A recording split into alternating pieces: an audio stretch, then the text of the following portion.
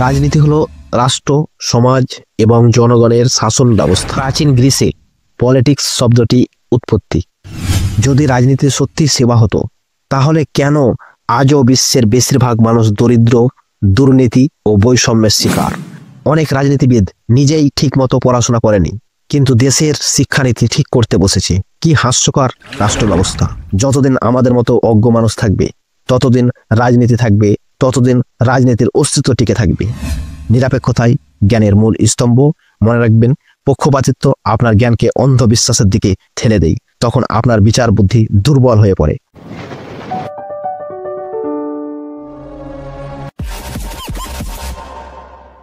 নমস্কার, আমি তুষার, দার্শনিক জ্ঞান ও প্রকৃত সত্যের বিশ্লেষক। দার্শনিক জ্ঞান দ্বারা প্রকৃত সত্যের বিশ্লেষণ করে আপনার মনকে হাজারো ভাবনায় ভাবিয়ে তোলা ও গভীর অন্তরালে নিয়ে যাওয়াই আমার মূল উদ্দেশ্য। ফ্রেন্ডস, আমরা মানুষ, তাই আমাদের শরীর হাজারো ভাবনায় জর্জরিত। এই হাজারো ভাবনার মধ্যে আবারও একটি ভাবনা এই এপিসোডে ভাবার চেষ্টা করব। তা হলো রাজনীতির প্রকৃত রহস্য কি এবং বর্তমান অবস্থা ও নেতা নেত্রীদের প্রকৃত চরিত্র। রাজনীতি হলো রাষ্ট্র, সমাজ এবং জনগণের শাসন ব্যবস্থা। নীতি নির্ধারণ ও ক্ষমতা প্রয়োগ সংক্রান্ত কার্যকলাপের সমষ্টি। এটি এমন একটি প্রক্রিয়া যার মাধ্যমে ব্যক্তি বা গোষ্ঠীর ক্ষমতা লাভ, ব্যবহার এবং সংরক্ষণ করে জনগণের স্বার্থে বা কখনো ব্যক্তিগত স্বার্থে সিদ্ধান্ত গ্রহণ করে থাকে। এক কথায়, রাজনীতি হলো ক্ষমতা দখল, ক্ষমতার ব্যবহার এবং শাসন ব্যবস্থার নিয়ন্ত্রণ সংক্রান্ত কার্যকলাপকে বোঝানো হয়। প্রাচীন গ্রিসে পলিটিক্স শব্দটি উৎপত্তি। অ্যারিস্টটল বলেছিলেন, মানুষ রাজনৈতিক জীব, অর্থাৎ মানুষ এর স্বার্থ রক্ষার জন্য সংগঠিত হয়, ক্ষমতা ও নিয়ন্ত্রণ স্থাপনের জন্য নীতি তৈরি করে। একসময় রাজনীতি ছিল সত্যিকারের কল্যাণের জন্য, কিন্তু কালের বিবর্তনে এটি ক্ষমতার লড়াইয়ে পরিণত হয়েছে। আমরা প্রায়ই শুনি রাজনীতি হলো সেবামূলক কার্য, কিন্তু সত্যি কি তাই? সেবামূলক কাজ বলতে সাধারণত এমন কিছু কাজগুলোকে বোঝানো হয় যা ব্যক্তিগত স্বার্থের বাইরে গিয়ে সমাজের কল্যাণের জন্য করা হয়। আর্থিক লাভের উদ্দেশ্যে নয়, বরং মানুষের সেবা, সহানুভূতি এবং মানবিকতার ভিত্তিতে করা হয়। প্রকৃত অর্থে আমরা যেসব কাজগুলোকে সেবামূলক কাজ বলে জানি তা হলো শিক্ষা ও জ্ঞান বিতরণ, চিকিৎসা ও স্বাস্থ্যসেবা, দুঃস্থ ও অসহায়দের সহায়তা, দুর্যোগ ও সংকট মোকাবেলা এবং পরিবেশ সংরক্ষণ, মানবিকতার ও ন্যায় বিচার রক্ষা, সাংস্কৃতিক ও সামাজিক নিয়ন্ত্রণ। এ সকল কাজগুলো সমাজকে এগিয়ে নিয়ে যায় এবং মানবিকতার প্রকৃত সৌন্দর্যকে তুলে ধরে। ফ্রেন্ডস, আপনি কি মনে করেন রাজনীতি সেবামূলক কাজের মধ্যে পড়ে?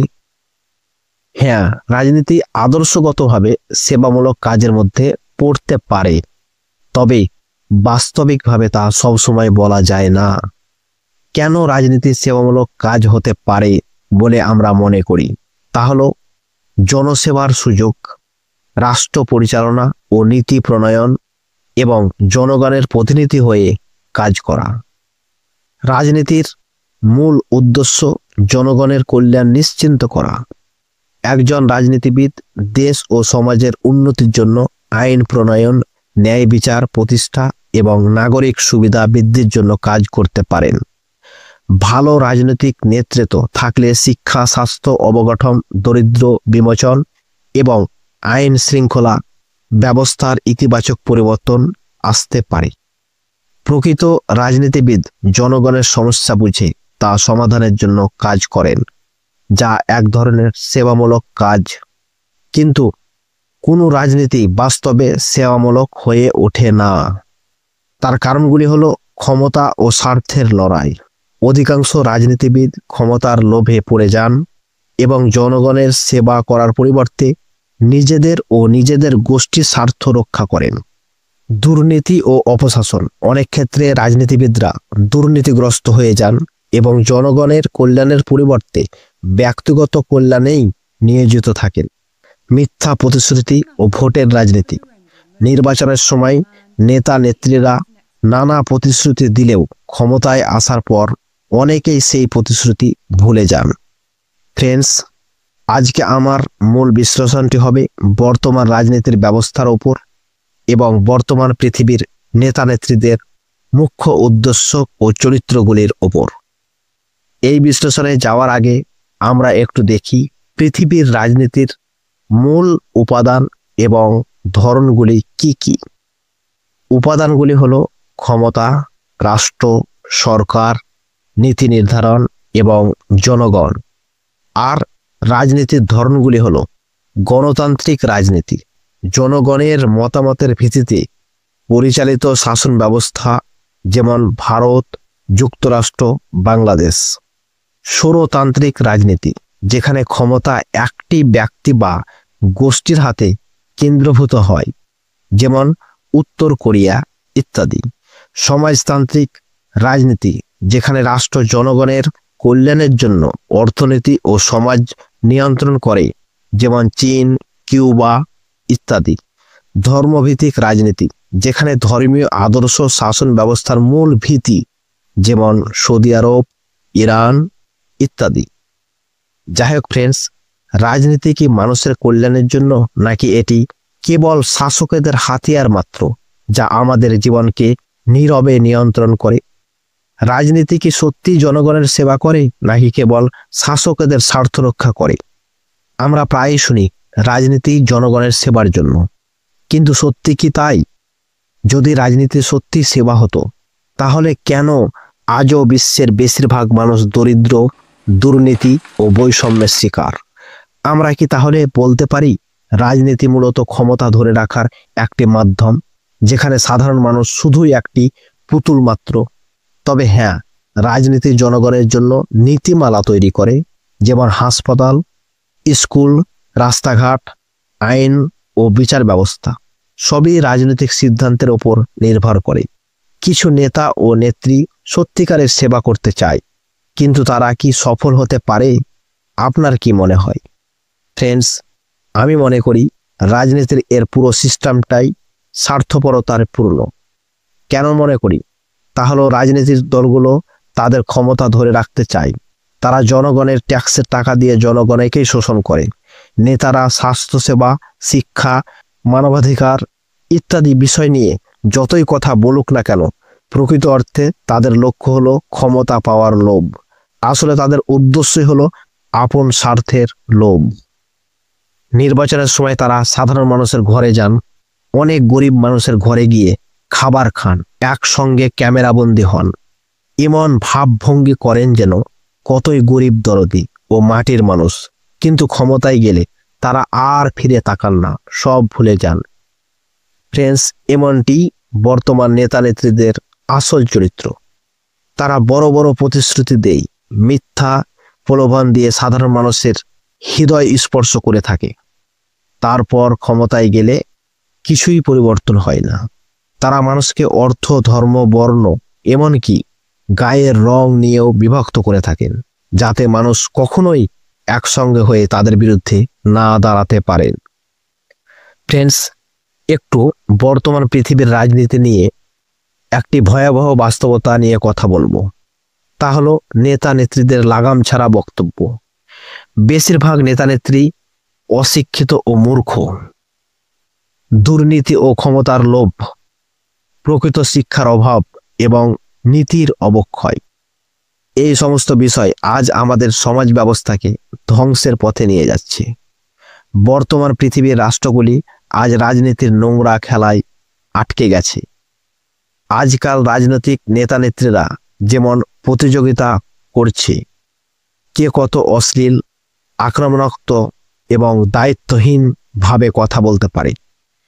বিরোধী দলের বিরুদ্ধে কুৎসা রটানো, জাতি ধর্মের বিভাজন করা, এমনকি ব্যক্তিগত আক্রমণ করা এখন স্বাভাবিক ব্যাপার হয়ে গেছে। বিশেষ করে ভারতবর্ষের রাজনীতিতে এই আচরণগুলি প্রায়ই লক্ষ্য করা যায়।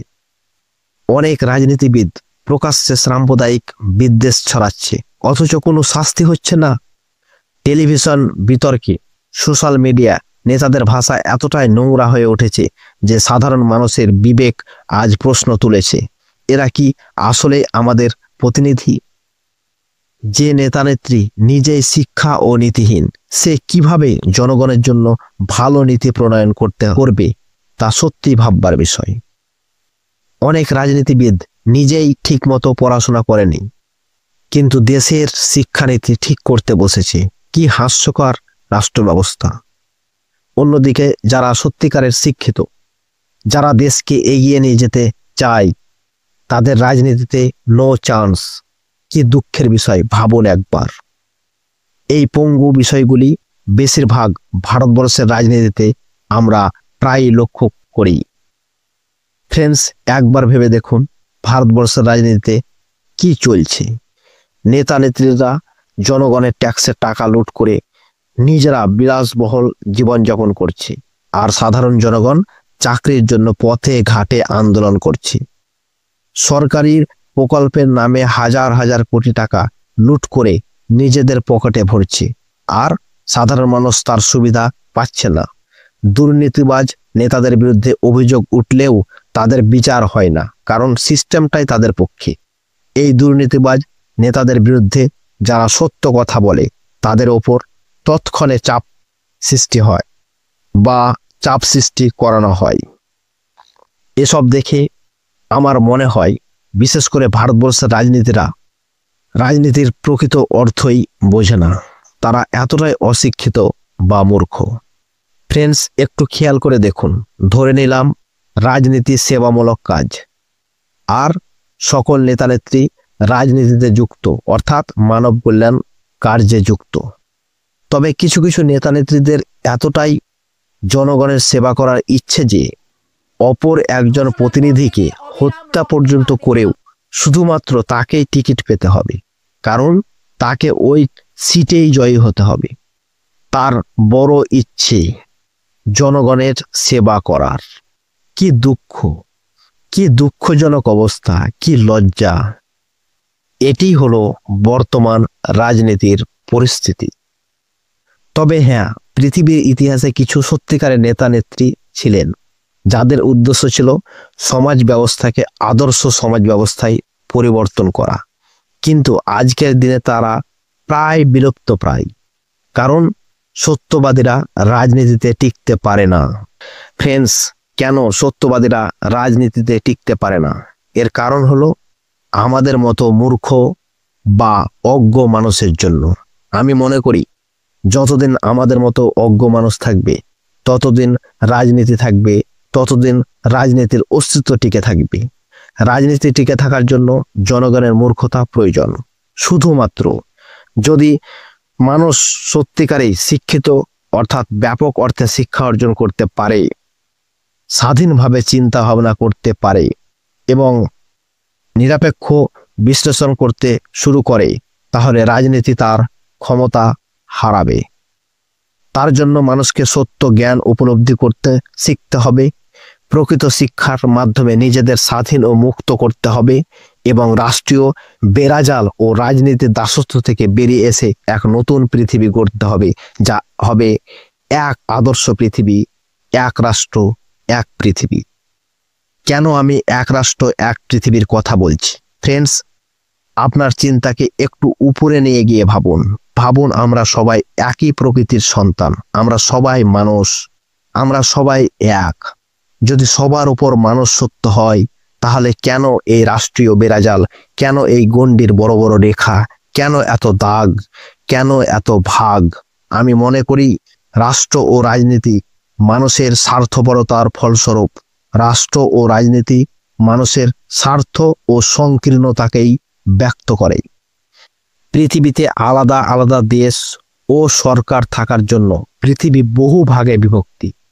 যদি আমরা একক বিশ্ব ব্যবস্থা তৈরি করতে পারি যেখানে সবাই সমান হয়, তাহলে রাজনৈতিক শোষণের অবসান ঘটতে পারে।